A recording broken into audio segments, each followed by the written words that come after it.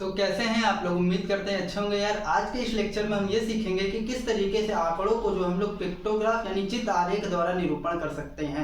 तो यहाँ पर मैंने कुछ एग्जांपल लिए हैं, उस एग्जांपल के थ्रू सीखते हैं कि कैसे इसका हम लोग जो है पिक्टोग्राफ द्वारा निरूपण करते हैं। सबसे पहले हम ये सीखेंगे कि आंकड़ों को किस तरीके से हम इकट्ठा करते हैं और कैसे इसका यूज करते हैं अपने फायदे के लिए। तो चलिए आइए सीखते हैं। तो सबसे पहले मैंने यहाँ एक हेडिंग डाली है, आंकड़ों का चित्र आरेख द्वारा निरूपण, representation of data by pictograph. तो जैसे यहाँ मैंने एक एग्जांपल लिया है, भारत की जनसंख्या 100 करोड़ से अधिक है। तो अगर भारत की जनसंख्या 100 करोड़ से अधिक है, जैसे मोदी जी वहां से चिल्लाते नहीं रहते कि हमारे भारत के 100 करोड़ देशवासियों, तो इससे हमें पता चलता है कि भारत की जो जनसंख्या वो 100 करोड़ से अधिक है। अप्रोक्सीमेट हमने यहाँ 100 ले लिया है। तो अगर भारत की जनसंख्या 100 करोड़ से अधिक है, तो अगर हमारे पास ये भी भैया एक प्रकार का डाटा ही है, और इस डाटा का यूज गवर्नमेंट किस तरीके से करती है, अगर कोई पॉलिसी उन्होंने अगर कोई भी पॉलिसी बनाई तो किस तरीके से 100 करोड़ लोगों को इसका फायदा पहुंचे, वो इस चीज पर विचार करती है। और मान लीजिए अगर ज्यादा दूर ना जाए, हम लोग कोरोना काल की ही बात कर लें। कोरोना में जो है वैक्सीनेशन हुआ, और इस वैक्सीनेशन में लगभग 100 करोड़ से अब तक तो लगभग सभी लोगों को वैक्सीनेशन हो गया होगा। तो अगर 100 करोड़ लोगों को वैक्सीनेशन किया गया, 100 करोड़ लोगों की वैक्सीनेशन की गई, तो इसमें से अगर एक लोगों का वैक्सीनेशन करने में अगर 140 रुपए का खर्च आता है, तो 100 करोड़ में कितना आएगा, 100 मतलब इंटू 100 करोड़ कर देंगे। तो इस तरीके से आपको कितना रुपए लगेगा टोटल ये आ गया। इस तरीके से गवर्नमेंट जो है पूरा अपना बजट कोविड के लिए निकाल देती है। तो इस तरीके से अगर हमें ये पता है कि भारत की जनसंख्या 100 करोड़ से अधिक है, तो हमें ये क्लियर हो जाएगा कि भारत को वैक्सीनेशन करने के लिए टोटल कितने रुपए हमें खर्च करने होंगे, मतलब हमें नहीं गवर्नमेंट को कितने रुपए खर्च करने होंगे। तो यहाँ से एक चीज, अगर हमारे पास ये डाटा है तो हम क्लियर वो बता पाएंगे कि कितने रुपए गवर्नमेंट के हमको फायदा पहुंचाने में हुआ होगा। ठीक है। यहाँ पर 70% आबादी खेती से जुड़ी है।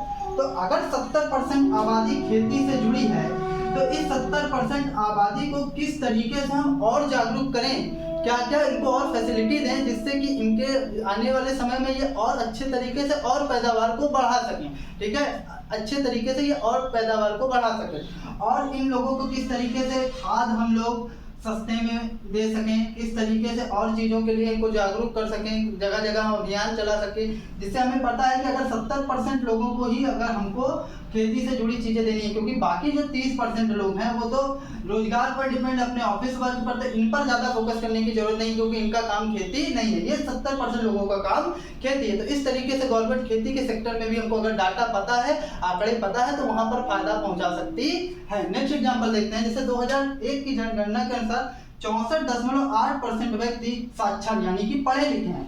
तो अगर 64.8% व्यक्ति पढ़े लिखे हैं, तो गवर्नमेंट को चाहिए कि वो किस तरीके से और फोकस करे, जगह जगह योजना बनाए, और जो लोग छूट गए हैं ना, जैसे 35% लोग छूट गए हैं, उनको किस तरीके से और जागरूक करें, जिससे वो पढ़ाई लिखाई में और ज़्यादा उसके बारे में जब वो जाने, क्योंकि बहुत से लोग ऐसे हैं जो पढ़ाई लिखाई का महत्व ही नहीं समझते। जैसे अगर आप बहुत पिछड़े इलाकों में चले जाएंगे, तो वहाँ पर पढ़ाई लिखाई का उतना प्रचलन नहीं है।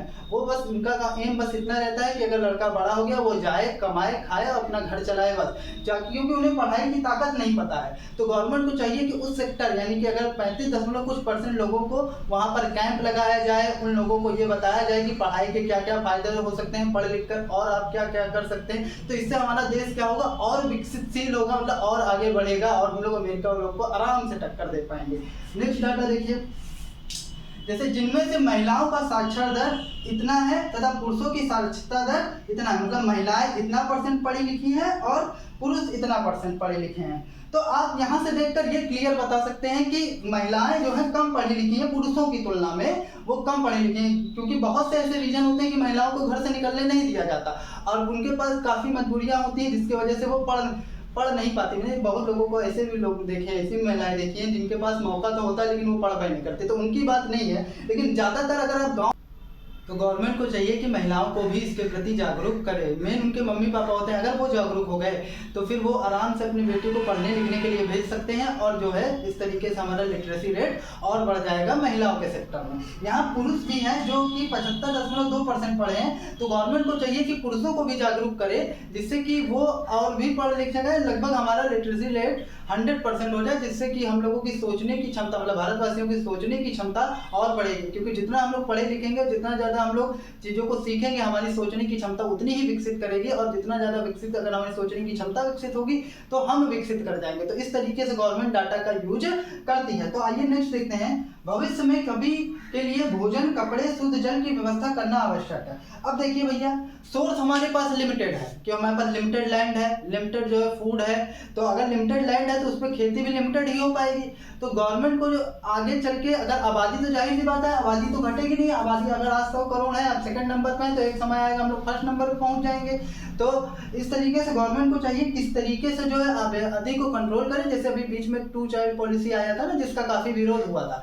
तो इस तरीके से गवर्नमेंट को चाहिए कि या तो आबादी कंट्रोल करे, और साथ ही साथ अगर आबादी कंट्रोल नहीं होती तो एक तरीका ये भी है कि सभी के लिए भोजन, कपड़े की व्यवस्था और जल की व्यवस्था, शुद्ध जल की व्यवस्था किस प्रकार की जाए, इसका भी एक पॉलिसी बनाई जाए। तो इस तरीके से गवर्नमेंट दैनिक जीवन में हमको फायदा पहुंचाने के लिए डाटा का यूज करती है और पॉलिसी बनाती है। तो डाटा का यूज सीधे सीधे तरीके से बोले तो पॉलिसी को बनाने के लिए किया जाता है, नीति निर्धारण के लिए किया जाता है। तो यहाँ पर मैंने साफ साफ लिखा है, अतः नीति निर्धारण के लिए यानी पॉलिसी फॉर्मेशन के लिए आंकड़े इकट्ठा किए जाते हैं। समान रूप से आंकड़ों का आरेखी निरूपण किया जाता है। इस प्रकार के प्रदर्शन को चित्र आरेख अथवा पिक्टोग्राफ कहते हैं। तो हम लोग जो आलेखों का चित्र क्या बोलते हैं, आलेखी निरूपण करते हैं, वही क्या कहलाता है, पिक्टोग्राफ या चित्र आरेख कहलाता है। अब हम इसको आगे देखेंगे। तो आइए अब हम यहाँ पर पिक्टोग्राफ क्या होता है इसको समझते हैं और एक एग्जाम्पल के थ्रू समझने की कोशिश करते हैं। तो यहाँ आप देखिए एक एग्जाम्पल मैंने लिया है, एक अलमारी में 5 खाने हैं। एक अलमारी में कितने खाने, कितने डब्बे हैं, 5 डब्बे हैं। 1 2 3 4 5 डब्बे हैं। प्रत्येक खाने यानी प्रत्येक डब्बे में किताबें एक पंक्तिबद्ध रूप में रखी गई हैं। इससे एक डब्बा है, उसमें किताबें ऐसे ऐसे सजाई गई हैं, जैसे लाइब्रेरी में आप लोग अक्सर देखते हैं। ठीक है, अब ये इस तरीके से कुछ पुस्तकों को सजाया गया है, और यहाँ पर आपसे हम कुछ क्वेश्चन कर रहे हैं कि किस पंक्ति में पुस्तकों की संख्या सबसे अधिक है। तो आप यहाँ पर गिनेंगे तो पाएंगे पंक्ति नंबर 2 में पुस्तकों की संख्या सबसे अधिक है। क्यों भैया, 1 2 3 4 5 6 7, तो पंक्ति नंबर 2 में पुस्तकों की संख्या सबसे अधिक है। किस पंक्ति में पुस्तकों की संख्या कम है, तो आप देखेंगे और पाएंगे पंक्ति नंबर 3 में पुस्तकों की संख्या सबसे कम है। क्यों, 1 और 2 है। किस पंक्ति में 3 पुस्तकें हैं, ऐसी कोई भी पंक्ति आपको नहीं मिलेगी जिसमें 3 पुस्तकें हैं। कोई पंक्ति नहीं है जिसमें 3 पुस्तकें हैं। तो इस तरीके से आंकड़ों को जब हम प्रेजेंट करते हैं या प्रस्तुत करते हैं, तो इस तरीके के आंकड़ों को प्रस्तुत करने से हम आंकड़ों से रिलेटेड या आंकड़ों से रिलेटेड जो है हम लोग कोई भी उत्तर जो है सिर्फ और सिर्फ उसको देख कर दे सकते हैं। मात्र हमको बहुत ज्यादा मशक्कत करने की इसमें जरूरत नहीं पड़ेगी। आप सिर्फ आंकड़ों को देख कर ये बता सकते हैं कि आपको क्या उत्तर आपको देना है। जैसे मैंने यहाँ पर कुछ नहीं किया, बस यहाँ पर इन चीजों को देखा और देख कर ही उत्तर दे दे। तो पिक्टोग्राफ में हम आंकड़ों से संबंधित उत्तर सिर्फ और सिर्फ आंकड़ों को देख कर दे सकते हैं। तो अब ये जानिए पिक्टोग्राफ होता क्या है।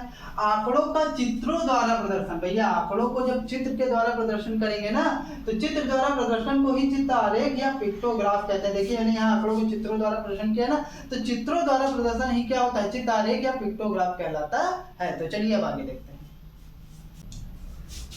तो हम लोग पिक्टोग्राफ समझ गए कि पिक्टोग्राफ क्या होता है। आइए अब इससे रिलेटेड 5-6 क्वेश्चन कर लेते हैं, जिससे हमारा ये टॉपिक एकदम अच्छे से समझ में आ जाएगा और खत्म हो जाएगा। तो यहाँ पर मैंने एक क्वेश्चन लिखा है, किसी कक्षा के 30 विद्यार्थियों से उनके प्रतिदिन मतलब डेली स्कूल आने के साधन के संबंध में जानकारी प्राप्त की गई है। मतलब वो किस तरीके से स्कूल आते हैं, पैदल आते हैं कि साइकिल से आते हैं कि घोड़ा गाड़ी से आते हैं कि बैलगाड़ी से आते हैं, तो प्राप्त की गई है। प्राप्त सूचना को पिक्टोग्राफ द्वारा प्रदर्शित कीजिए। आपको इसको पिक्टोग्राफ के रूप में प्रदर्शन करना है, मतलब निरूपित करना है या रिप्रेजेंटेशन करना है। तो आइए देखते हैं। जैसे मोटरसाइकिल से 3 लोग आते हैं, सार्वजनिक बस मतलब जो ट्रांसपोर्ट की बसें चलती है ना रोड पर, वो होती है सार्वजनिक बस। तो उसमें 4 लोग आते हैं, स्कूल बस से 10 लोग आते हैं, साइकिल से 6 लोग आते हैं, पैदल से 7 लोग आते हैं। तो इसको हम लोग को पिक्टोग्राफ इसका बनाना है। तो हम यहाँ पर कुछ मानक मानेंगे। मानक क्या होता है भैया, मानक होता है जैसे अगर 1 किलो का बटखरा है तो 1 किलो के बटखरे को उतना ही वजन 1 किलो क्यों माना जाए। तो आप भौतिक विज्ञान यानी फिजिक्स में ये पढ़े होंगे, पेरिस में सेब्रिस नामक स्थान पर एक कोई धातु रखी है जिसका वजन 1 किलोग्राम है, तो इसलिए उसी को मानक मान के हमने यहाँ पर भी 1 किलोग्राम बनाया और उतना ही भार को हम लोग 1 किलोग्राम कह देते हैं। तो हर जगह हम लोग कुछ ना कुछ मानक मान के ही काम करते हैं। तो यहाँ पर भी हम एक मानक मान लिए। मानक क्या है, हमने यहाँ मानक माना स्माइली। स्माइली को हमने एक विद्यार्थी मान लिया। क्या है, एक स्माइली बनेगा तो मतलब एक विद्यार्थी। तो यहाँ पर मोटरसाइकिल से कितने 3 लोग आ रहे हैं, तो मोटरसाइकिल से अगर 3 लोग आ रहे हैं तो हम यहाँ 3 स्माइली बनाएंगे। कितने स्माइली बनाएंगे भैया? 3, क्योंकि एक स्माइली का मतलब 1 विद्यार्थी होता है, तो 3 स्माइली का मतलब हो जाएगा 3 विद्यार्थी। ठीक है। अब सार्वजनिक बस से कितने लोग आ रहे हैं? 4 लोग आ रहे हैं, तो हम लोग 4 स्माइली बनाएंगे। 1 2 3 और ये 4, तो 4 स्माइली हो गई। इसी तरीके से स्कूल बस से 10 लोग आ रहे हैं तो हम लोग 10 स्माइली बनाएंगे। 1 2 3 4, बस को क्लोज सिंग बना लेते हैं, 4 5। वैसे ये नहीं माना जाएगा, मानक तो वही है, ये मैंने बस डिजाइन के लिए बना दिया। 1 2 3 4 5 6 7 8 9 10। ठीक है। साइकिल से कितने लोग आ रहे हैं? 6 लोग आ रहे हैं। 1 2 3 4 5 6। और पैदल कितने लोग आ रहे हैं? 7 लोग आ रहे हैं, तो 7 स्माइली। 1 2 3 4 5 6 और ये 7। तो इस तरीके से इनका पिक्टोग्राफ द्वारा निरूपण होता है। अब यहाँ से आप कोई भी क्वेश्चन का आंसर आराम से दे सकते हैं कि सबसे ज्यादा लोकप्रिय मतलब सबसे ज्यादा अच्छा साधन लोग किसको मान रहे हैं? तो भाई जिससे सबसे ज्यादा लोग आ रहे हैं उसी को सबसे अच्छा मान रहे हैं। सबसे ज्यादा किससे आ रहे हैं? स्कूल बस से आ रहे हैं, तो स्कूल बस से कितने लोग आ रहे हैं? 10 लोग आ रहे हैं। और सबसे कम कौन लोग क्या पसंद कर रहे हैं? किससे आना? मोटरसाइकिल से सबसे कम लोग आना पसंद कर रहे हैं। तो इस तरीके से आप पिक्टोग्राफ का निरूपण करके चीजों को और अच्छा और एकदम सरल बना सकते हैं, जिससे चीज हमारे दैनिक जीवन में जो भी आंकड़ों से इंफॉर्मेशन निकालते हैं, डेली लाइफ में जो भी आंकड़ों से इंफॉर्मेशन निकालते हैं, वो पिक्टोग्राफ के थ्रू सरल हो जाता है। अब आइए और क्वेश्चन देखते हैं। तो आइए पिक्टोग्राफ से रिलेटेड एक और क्वेश्चन देखते हैं और उसे करते हैं। तो देखिए यहाँ पे लिखा है, वन महोत्सव सप्ताह के अवसर पर नेहा द्वारा अपने स्कूल में लगाए गए पौधे निम्नवत। नेहा ने कुछ पौधे लगाए हैं अपने स्कूल में। वन महोत्सव मतलब जो वन महोत्सव होता है उस पर उन्होंने कुछ पौधे लगाने का विचार किया। तो उन्होंने क्या किया, नेहा जी ने सोमवार को 6 पौधे लगाए, मंगलवार को 8 पौधे लगाए, बुधवार को 3 पौधे लगाए, गुरुवार को 5 पौधे लगाए, शुक्रवार को 10 पौधे, शनिवार को 2 पौधे और रविवार को 4 पौधे। ये है उनका क्रम। तो आप आंकड़ों का निरूपण पिक्टोग्राफ से कीजिए। इन्होंने हमको बोला है कि आप इन आंकड़ों का निरूपण पिक्टोग्राफ से आपको करना है। तो भैया कुछ ना कुछ चित्र बनाना पड़ेगा, कुछ ना कुछ चित्र मानना पड़ेगा कि एक पौधा किसको डिनोट करे। तो हमने एक पौधे का थोड़ा सा सिंबल बना लिया कि इतना बराबर एक पौधे। जरूरी नहीं आप पौधा का ही सिंबल है, आपको जो सही लगे आप वो पौधा लगे, जो बनाने में आपको इजी लगे। ठीक है, तो आप ले सकते हैं। तो अब अगर सोमवार के दिन वो 6 पौधे लगाए हैं तो सोमवार के सामने हम 1 2 3 4 5 6 पौधे बना दिए। इसी तरह मंगलवार को 8 पौधे लगाएंगे तो मंगलवार के दिन 8 पौधे लगाएंगे तो 1 2 3 4 5 6 7 8 पौधे बना दिए। बुधवार को 3 पौधे लगाएंगे तो यहाँ पर 1 2 3 पौधे बना। तो इस तरीके से हमने विवरण दिया।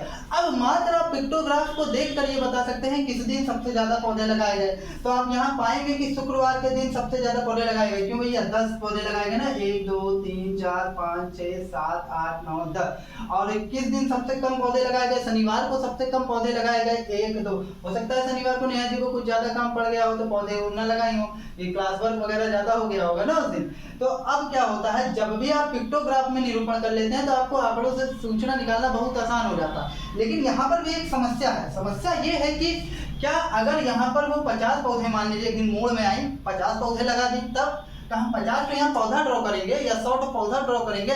इतनी फुर्सत किसी को नहीं है कि अगर पिक्टोग्राफ करना हो तो अब चलिए हम 50 पौधा 100 पौधा किसी दिन सब मिलकर 300 पौधे लगा देंगे, तब तो 300 पौधे ड्रॉ करते रह जाए। तो इस स्थिति में हम लोग मानक मानते हैं और मानक मान के उसको जितना ज्यादा हो सके छोटा कर देते हैं। जैसे अगर 300 पौधे लगाए तो हम यहाँ 50 पौधे, एक पौधे को एक पौधा बनाकर उसको एक ना मानकर 50 पौधा मान लेंगे। इस तरीके से हमारी चीजें और आसान हो जाएंगी। तो आइए अब इस पर रिलेटेड एक क्वेश्चन कर लेते हैं, फिर देखते हैं। तो आइए अब देखते हैं कि अगर नंबर बहुत ज़्यादा अधिक हो तब उस केस में क्या करते हैं। तो देखिए जैसे यहाँ पर एक एग्जांपल, एक बाग में विभिन्न प्रकार के फूल के पौधे लगाए गए हैं। जैसे गुलाब के 300 पौधे, गेंदा के 250 पौधे, जूही के 100 पौधे, डहेलिया के 150 पौधे, रजनीगंधा के 450 पौधे। तो अब हम लोग क्या करेंगे, क्या अगर हम एक पौधा मानेंगे, इसको बराबर एक पौधा मान लें, तो क्या हम क्या 300 पौधे बनाते रह जाएंगे क्या? जगह भी कम पड़ जाएगा और बहुत ज़्यादा वो टाइम भी लेगा। तो हम एक पौधा ना मानकर उसको 50 पौधे मानेंगे। कितना मानेंगे भैया? 50 पौधे मानेंगे। तो अगर गुलाब के 300 पौधे हैं, तो अगर इस तरीके के एक को हमने 50 पौधे मान लिया, 50 पौधे, तो 300 पौधे के लिए हमको कितना पौधा भैया ड्रॉ करना पड़ेगा? तो एक पौधे 50 को डिनोट करता है, तो 300 पौधा कितने को डिनोट करेगा? 300 भागे 50, तो 0 से 0 कट गया, 5 6 30। तो इस गुलाब के पौधे के लिए हमको 6 चित्र बनाने पड़ेंगे। 1 2 3 4 5 6, ठीक है। इसी तरीके गेंदा के फूल को अगर आप निकालेंगे तो 250 बटे 50, तो 0 से 0 कैंसिल, 50 25। तो इस तरीके से 5 पौधे ड्रॉ करने पड़ेंगे।